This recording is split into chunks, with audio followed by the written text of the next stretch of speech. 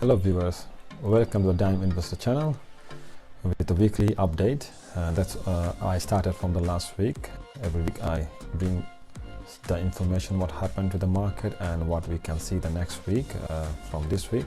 So I'm going to share a very specific few of the market news and some of the point I think should be everyone should know about it. So first thing I'm going to cover about the UK at the moment. What's going on about the UK crisis, about the petrol crisis. The news burst, and after every single place actually people are queuing about for the petrol and stuff. So if you check the news, we should keep an eye on it, because as an investor in the market, petrol is one of the very important things. We should have a look. So we can see there what is the causing this UK crisis. I think most of the people who living in the UK, we know about the lack of aging drivers because of the pandemic. They had a backlog to get more driver, get the license. So lots of people go on for like retirement and stuff, so they have short of people, and plus lots of drivers moved out from the UK to EU because of the Brexit. So there's a short of HGV drivers, so they couldn't do a supply chain on the time that what they need. So, and also the transport secretary assured that they're gonna do like remove heaven to earth to alleviate shortage at petrol station, and so they're gonna do something about this one.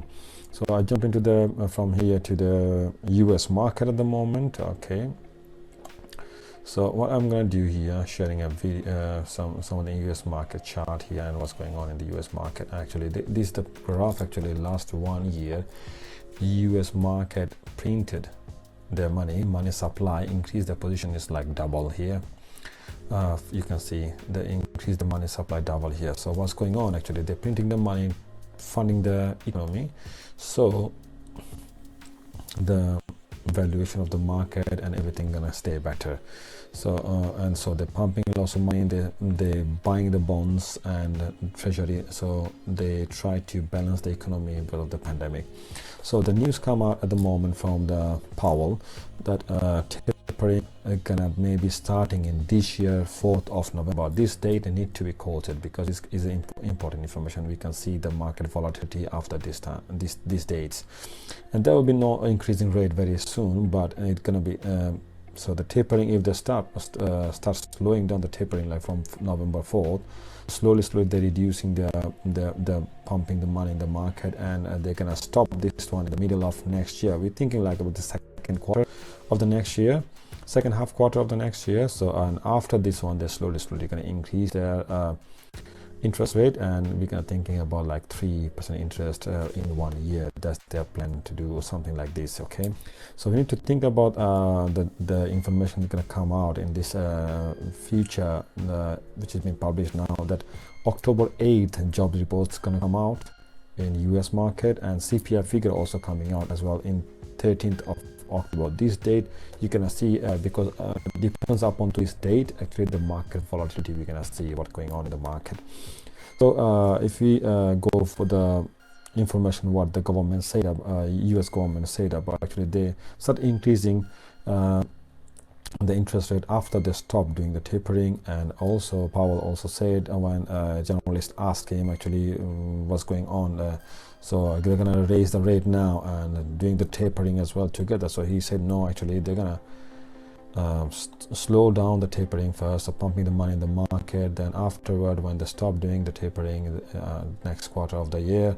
So this a bit time we have actually like same like still like 9 months I think, and after they're gonna slowly increase their interest rate. So there's very important thing is why I keep saying these things, because when there's a huge relationship between the market volatility, stock market, real estate with the interest rate. So when the treasury bond, when the interest rate go on up, actually the government stop doing the tapering, means they stop pumping the money. So what's gonna happen? Actually the bond rate, 10 years treasury bond rate gonna go high. So when the bond rate and the yield gonna go high, what gonna happen? The stock market gonna be go down, because you can get more yield from the bond yield. So people start moving the money from the stock market to the bond, so the market gonna go down. And plus when he gonna do this one, they can do this one, the interest rate gonna go up as well. So when interest rate gonna go up, so what gonna happen to the mortgage rate? Gonna go higher as well. because at the moment we are sitting down on a very very low mortgage rate at the moment. So when the mortgage rates actually go higher, so people actually have less affordability. So what they're gonna do, they're not gonna buy that many houses because the mortgage rate's gone up, so the affordability gonna be short. So that's things actually correlated to one each other. So we need to think about these things very very seriously, what's going on in the market. Don't forget those days what I mentioned. So there's one rule actually I think should be mentioned when I'm talking about the real estate and bond rate and everything. There's a rule there, like if the mortgage rate gone up 1%, the real estate price movement, the valuation of the housing and everything gonna go down 10%. If each one from the last few years from the history, that's what you find out, because of the reduced of the affordability, the demand and everything together. That's the kind of fluctuation we're gonna see in the market in the future. So now I jump into the another information which is like Evergrande. So I covered UK this news and I covered the US news at the moment. So I'm jumping to the China news. Now what's going on in China at the moment? Okay, 1 second. Let me share some of the slides to you guys so you can see what's going on in there. So at the moment actually you can see if you compare the China and US market and economy, actually China economy is doing very good compared to the times here. You can see this is the Chinese red line is from Chinese economic growth, and that's the US economic growth, and you can see if they are doing really well actually in the future. After 2020 the economy gonna be do better than the US. Their growth is really enormous at the moment. So what's going on about the Evergrande? Actually there's few things I need to mention about Evergrande. Actually they have debt like 300 billion. So everybody asking, is it gonna be like same like lemon problem what we face in the US market in the back? And so it isn't, I think the situation is different in here. I want to try to make it quick and short, because the reason is this 300 billion debt actually in Chinese currency. So the China government also looking into it, and they're trying to handle the situation. So I think it's going to be easy for them because it's not that much debt actually to the global market. So because if they have more money invested on that Evergrande from the foreign countries, so we can get the hit as well in UK and US market. But actually the information what we have got so far is 14 billion to 19 billion only foreign invested on those that company. So I think they're not going to be impact to other broader market like UK and US stocks or in the market. So if you can see the situation here, the previous slide I mentioned that, and then USA did print lots of money, and they did increase the supply like double than what they used to have. But if the China government want to deal this one with completely, like they go bankrupt, if the government need to put all of the money in, they need to just tell you like 3%. They just increase their money supply, need to do 3% or more. But actually I think they're not going to be bailout completely, but if the Evergrande couldn't pay some of the debt, they're gonna get into it and solve the problem.